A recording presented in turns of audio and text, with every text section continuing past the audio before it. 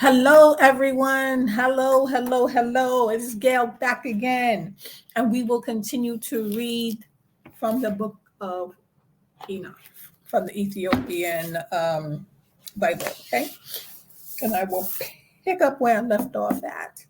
And let's continue to read because we have a lot to read. Okay. So, Enoch's visionary voyage through numerous worlds, his encounter with the final judgment, and the eventual restoration of creation serve as the climax of the Book of Watchers. While fallen angels and the wicked will experience eternal punishment, the righteous will receive a promise of salvation.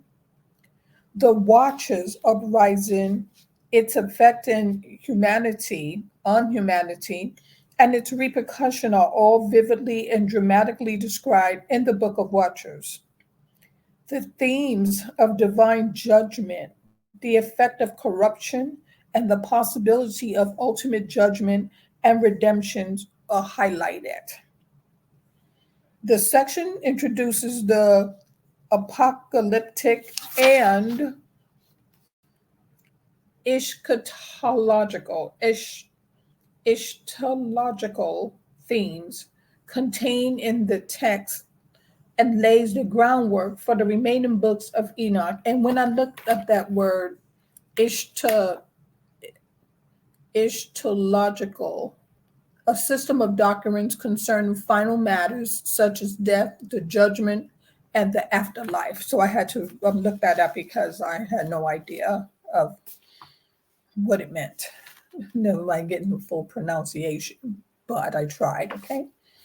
For the sake of myself and to help you along as well. I looked it up. Now, this here is titled The Nephilim and the Fall of the Angels. A thorough account of the demise of the angels and the appearance of the Nephilim on earth may be found in the Book of Watchers, which is part of the Book of Enoch. The cause of evil and the depravity of humanity are discussed in this section. A group of angels known as the Watchers allegedly revolted against God and descended to earth, according to the Book of Watchers. These fallen angels sought contact with people and indulged in earthly lust under the direction of their commander, Semjaza, Semjaza.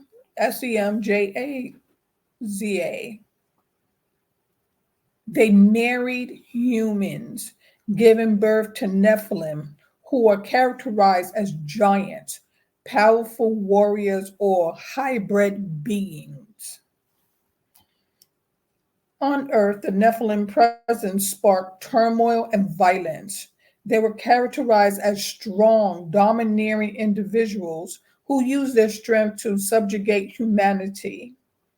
Their presence and deeds defiled society, bringing about widespread evil, immortality, and deterioration of humanity's spiritual condition. I just want to say into here what I'm thinking from what I'm reading. It seemed like Adam and Eve sinned by eating the apple, eating fruit from the tree of life. And it seemed like these Nephilims, the fallen angels, the Watchers, they made Adam and Eve look like they did not sin whatsoever, because this is sin. That's not for me to make that judgment.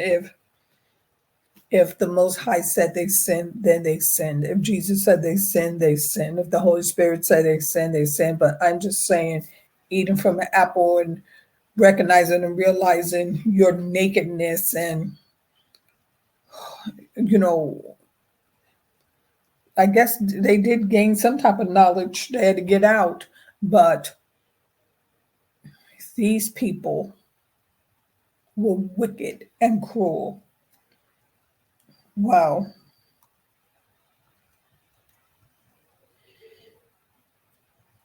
Um, I'm just looking here, guys. Just hold on one second.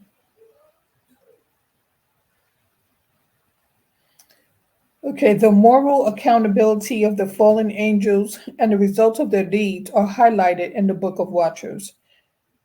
It presents their option to interact with people as a conscious choice to defy God's will. They transgressed God's restrictions by taking human wives and sharing prohibited information, which upset the natural order. Shared information because they were angels at once upon a time. And so, whatever, I guess, supernatural secrets or whatever that was in heaven, they came and they brought it to earth. Um, being progeny, to look that word up, of fallen angels and human women, the Nephilims were considered a distortion of creation. Both the purity or humanity and the divine purpose were endangered by their presence. The Nephilims are portrayed in the Book Watchers as being agents of corruption and violence, emphasizing their detrimental impact on civilization. And that is why I said that, man, we look at Adam and Eve because they are, they were created in the beginning, but those angels were no joke. Let me just reread that. The Nephilims are portrayed in the Book of Watchers as being agents of corruption and violence, emphasizing their detrimental impact on civilization. The Book of Watchers account of the angels' demise and the Nephilim's existence serve as a number of objectives. First of all, it provides an explanation for why evil and wickedness exist in the world. It illustrates the results of their disobedience by attributing the corruption of humanity to the interactions between people and fallen angels. So, guys, you know what? Right there, I'm just kind of stuck right there because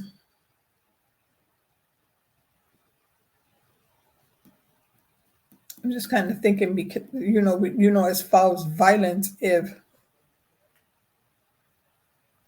I'm just thinking about Cain and Abel. Like, was that violence, or was it again nothing compared to this? Second, the story emphasizes the necessity of divine judgment and intervention. Due to the deeds of the Nephilim and fallen angels, justice must be served and God's order must be reinstated. In the Book of Watchers, Enoch is portrayed as the prophet who has been selected to warn, judge, and redeem both fallen angels and humanity. Enoch is portrayed as the prophet who has been selected to warn. And so, in the beginning, a couple of pages back when I read and I said, wow, why did Enoch get to pass judgment on the angels? So reading forward, so we see that he's portrayed as the prophet who has been selected to warn them. So I guess if he's the prophet that's been selected to warn them, then he would have the right to judge them. He was given, let me not take anything from the Most High. The larger apocalyptic and astrological themes presented in the Book of Enoch are also influenced by the fall of the angels and the existence of the Nephilims. These theme centers of the eventual restoration of creation, the triumph of good over evil, and final judgment.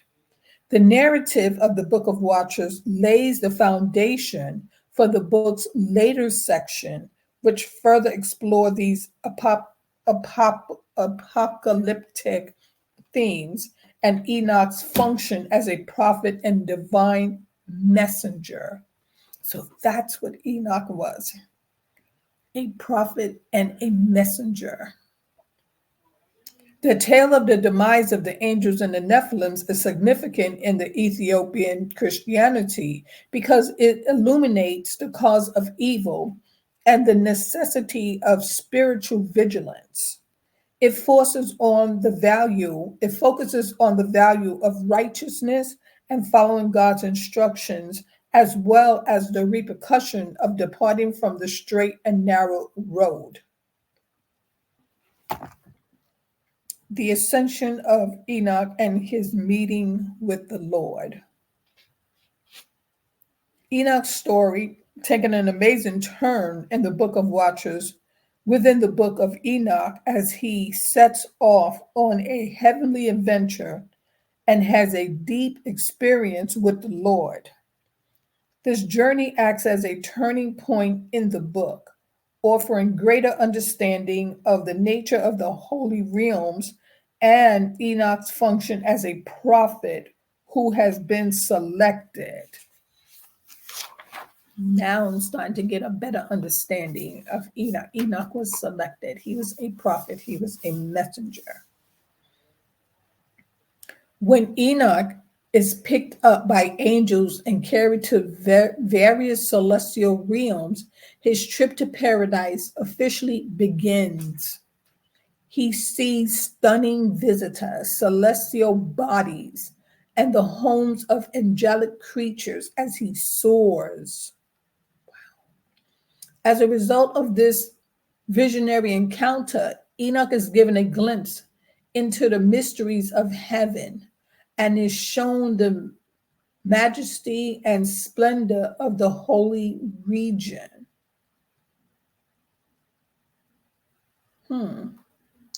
Enoch meets the Lord when he ascends to the highest region, who instructs him and reveals divine mysteries to him. Enoch stands in the presence of God and is overcome with awe and reverence. At this experience with the heavenly presence, Enoch is given a task by the Lord to bring messages of judgment and redemption to both fallen angels and people. Guys, look at that. Enoch got to see the Lord will see God face to face. Enoch obtains revelations concerning the cosmos, the nature of creation, and the divine plan for humanity during his encounter with the Lord. He receives prophetic visions of future events and access of the future. Enoch is appointed to serve as a conduit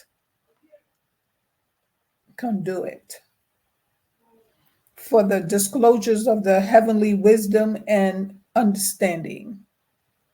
The Lord's appearance to Enoch and his ascent to heaven serve a number of functions in the book of Enoch. First of all, it confirms Enoch's special status as a prophet appointed by God and a go-between for humanity. His mystical encounters are encountered with the divine, confirm the veracity of his message and strengthen his position as God's representative. Second, the ascent of Enoch into heaven offers a peek at the nature of the celestial worlds and the order of angelic beings. It highlights the immensity of God's creation and the existence of divine entities who play a variety of roles and serve a variety of purposes within the heavenly system. Man, that just makes you wonder, like, Jesus, he was seeing all this, like, and I have heard the audio, and just listening to the audio, like, Heaven is just a beautiful, mystical place. The encounter with the Lord also highlights the recurring themes of divine judgment and atonement in the book of Enoch. Messages of caution, judgment, and hope are given to Enoch, highlighting the approaching repercussions for the fallen angels and the just outcome for the obedient.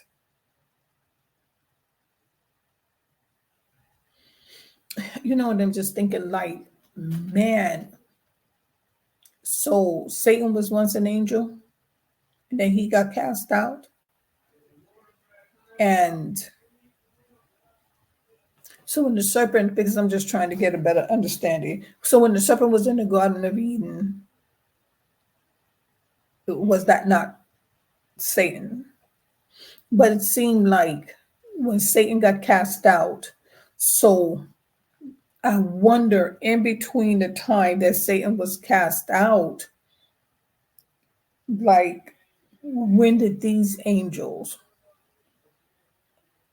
Oh, but no, I don't think that, because if they were fallen angels, they came to be watchers to watch over the earth, and then they took. But I just wonder when they were sent, like, did they have that in mind already? Like, when we get down there, we're gonna follow our brother and we're gonna do what he do. Like he's wreaking havoc and doing this and that, but we want to take on women. And that is crazy, because when they said that they were marrying the women, like who were marrying them? And then for the women to be deceived. So does that mean that when the angels came down, the watchers came down? So if Jesus, because I told you Jesus Jesus created Adam and Eve and called the heavens and the earth and the stars and the skies and the moons and the dogs and the cats and the birds and the fly and everything. Jesus did that. So I just wonder for the angels to get with these women. So are the angels also created in the image that God created, that God the Son created Adam and Eve? So did the angels come down here to be watchers? Did they look like you and I? That is what's going through my mind right now. Because how did they just go up to, like, I know that they, because then you're thinking of angels, you're thinking of wings.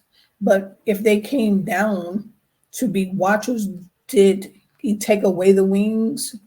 Did the Most High take those wings away so that they would look like humans also? Because, you know, you just see so many movies and you see, you know, I forget the movie. I seen this movie, and one of the angels, it was like an evil one and a good one. But anyways, but they both had wings. They looked like a regular man, and then when they was getting ready to fight, wings came out. So I'm just wondering, like, guys, this is so big. This is so big. Like, what was going on? What did they look like? How did they hide? And you're just thinking of an angel, like, you know what I mean? I'm just trying to think, like, where did they have legs and arms?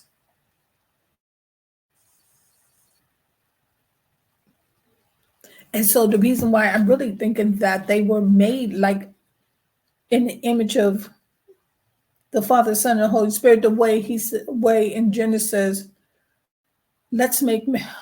I need to just get these scriptures in my head. And you know what? And I have my notes too. I need to be a little more prepared. Anyways, so when Jesus said to his Father, For some reason, I just went blue. Let's make man in our image. So does that mean that the angels look human with? I'm just wondering. Yes, guys. So I'm just wondering, like, what is going on here? What took place? Anyway, so let me just finish because we're going to wrap this up. The story of Enoch's trip to heaven and his encounter with the Lord is highly significant theologically and spiritually in the Ethiopian Christianity. It emphasizes the prospect of having a personal relationship with God and the transformational effect of experiencing his presence. Enoch's journey is a lesson in spiritual growth and a reminder of those close connections between human and celestial realms. All things considered, Enoch ascended to heaven and his meeting with the Lord offer profound insights on the essence of the divine. Enoch's prophetic role and the themes of divine judgment and redemption. It acts as a turning point in the book of Enoch, influencing the next chapters and shedding further light on the cosmic and eschatological themes included in the text. So I am going to stop right there and we will continue on again in the book of Enoch. This is Gail Webb to the Point 101. Let's talk about it.